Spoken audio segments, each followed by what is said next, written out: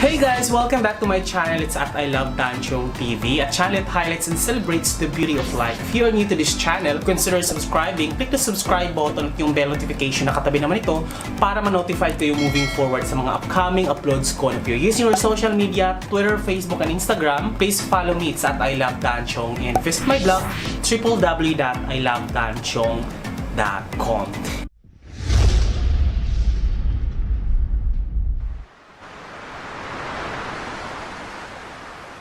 And today, it's going to be another instructional video ang gagawin natin doon sa binili natin na coffee maker na ang model ay Emerflex Aromatech. Ang unit number niya ay ICM500A.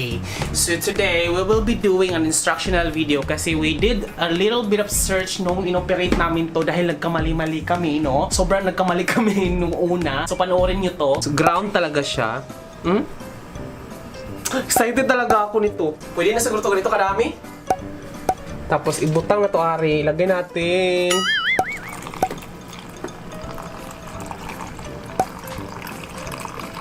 I think this one is sufficient. Pwede na to, no? Daghan na, marami na tong coffee. Dagdagan na lang natin ito mamaya pag ano kailangan natin. So, I'll put it here. And then ayun na siya. Hey, so dahil nahirapan kami kasi nga bago yata tong unit na to, yung ganitong unit number, di ba? Or model number sa Emerflex. So, we're having hard time searching for instructional videos sa YouTube. Kasi merong mga ganitong Emerflex pero wala yung Aromatech na ICM 500A na model. So, nahirapan kami. In addition, wala rin talaga kaming kaalam-alam talaga paano to kasi ignorante kami. First time namin makagamit ng ganito. So, today, I think it will be appropriate if we're going to create a little bit of knowledge na nakakuha namin in the span of 1 week na paggamit namin dito.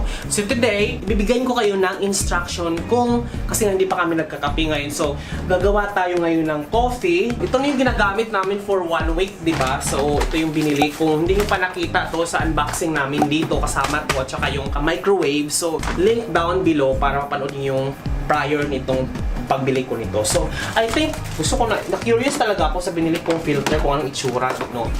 So, titingnan lang natin kung anong itsura niya. Brew Right Coffee Filter. Cone style coffee filters for 1 to 4 cups coffee maker. Number 2. May mga number pala, no? Okay, ganyan lang siya, guys. Oh, madami siya. And then, igaganon lang siya. Ito yung provision niya. Nangitim na nga, di ba? Pero malinis na rin naman to. So, ito yung gagamitin natin. So, ilalagay natin siya. So, from here, ito yung bukasan niya. Ito. Tapos, ganon mo lang siya. And then make sure na hindi basa yung kanyang iron plate kasi umuusok siya kapag basa. So make sure it's dry. And then lagay natin siya dito. Oh, perfect. Ayan. This one, nilagay na natin siya. And then mga 3 tasa. So dalawang ganito. Dalawang scoop sa 3 tasa kasi matapang kami magkape eh. So 1, 2. Ang bangon niya, in fairness, ha. Isasara na natin siya. So, ito yung, pwede rin itong gamitin natin, pero di muna. So, isasara na natin siya. And of course, we have to put the water here. Kailangan natin, siguro mga 8 or 6, 8 na lang. Lagyan natin ng 8. Mineral, ano siya, filtered water na siya. Alkaline na siya. So, I think enough na tong ganito kadami, no? For 2 scoops. Kasi sobrang tapang ng kape niya. Pero mas tapang, mas okay. And then, bubuksan natin kasi ito yung reservoir. Ito yung reservoir ng water sa likod. Ito yung lagayan ng tubig sa likod. May measurement din siya na kung saan yung maximum dito sa gilid. Ayan, dito sa gilid siya makikita. Hindi ko pa kasi makikita kasi nasa gilid na siya eh. Pero may measurement siya kung ano yung maximum. And then, ilagyan mo lang ng tubig. Ilagay mo lang dito yung tubig. There. So,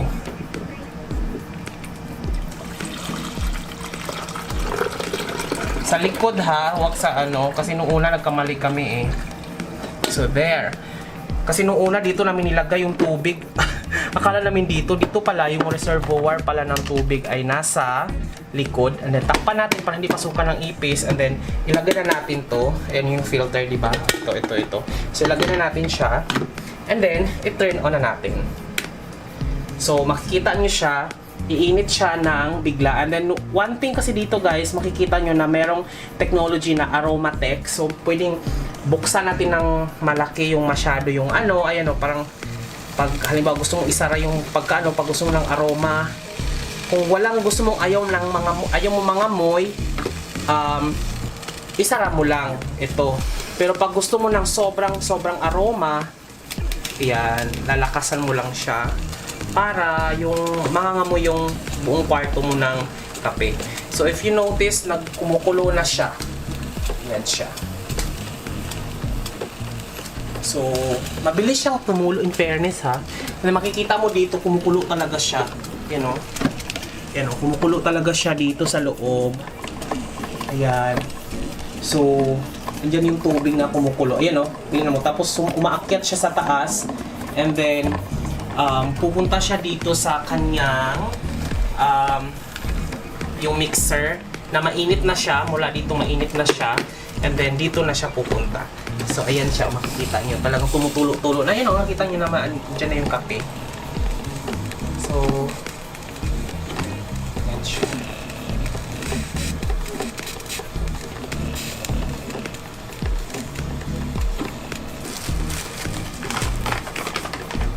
A few moments later. And tapos na po siya. Wala nang tumutulo-tulo na kape galing sa ating reservoir na nagbunta sa coffee. Tapos pumunta na siya sa kettle.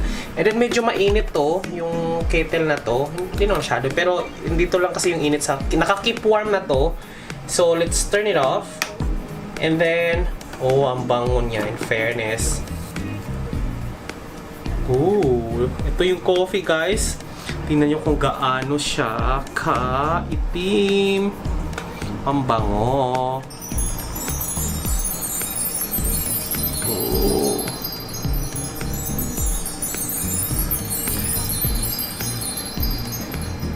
Bango.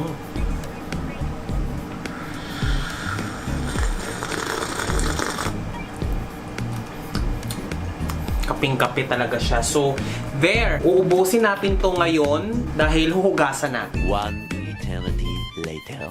Ayan, so dahil tapos na nating mainom ang coffee at nakapagtimpla na tayo, no?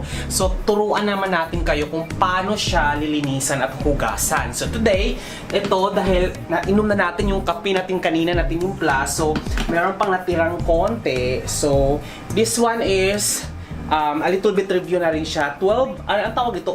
Ounce bang tawag dito? Pero sobrang dami niyang tasa na kaya niyang lagyan dito. So, we have a little bit of remaining na kape, no? So, ang gagawin natin, itatapon na lang natin siya dito kasi mahirap dahil may aso. Baka kasi dilaan niya, di ba? So, tapon na lang natin siya dito. And then, babad natin siya ng tubig. And then, ito yung kettle niya. Ang kettle niya is parang fiberglass na rin, guys. So, ayan siya. Ayan, fiberglass.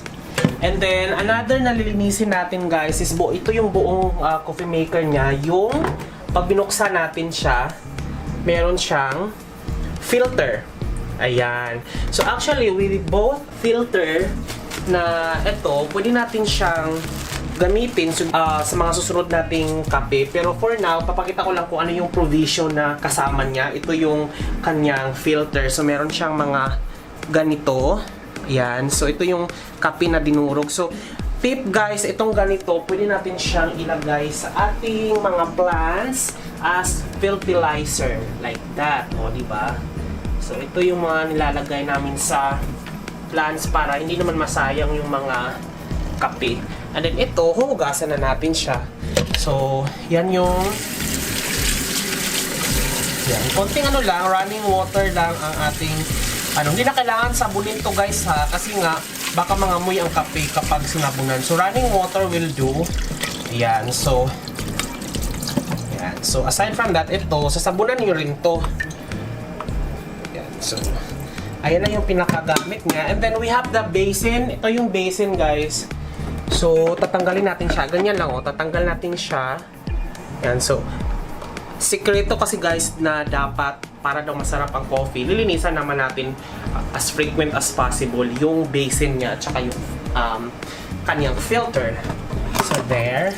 Running water lang. Don't use soap kasi nga malalasahan natin ang sabon, no? So, kahit balawan natin ang bonggang-bongga. So, running water lang kasi hindi naman ito madumi kasi dito naman siya. So, there.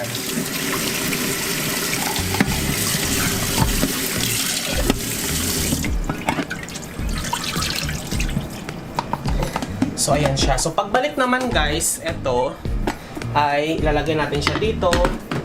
And then, balik na lang natin to. Dapat ito, kasi ito yung hawakan. Nandito siya. Yan. Yan, dapat nandyan siya sa gilid. And then, ipasok na natin yung ating filter. Yan. And then, ilock na siya.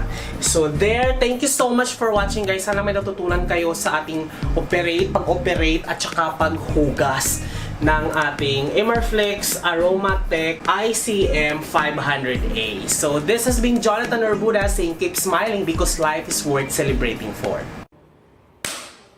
Once again, this is Jonathan Orbuda, 29 years old. Dahil sa Urban Deca Homes, nagka-power magkabahay. Okay, let's try it one time. Okay lang, okay lang.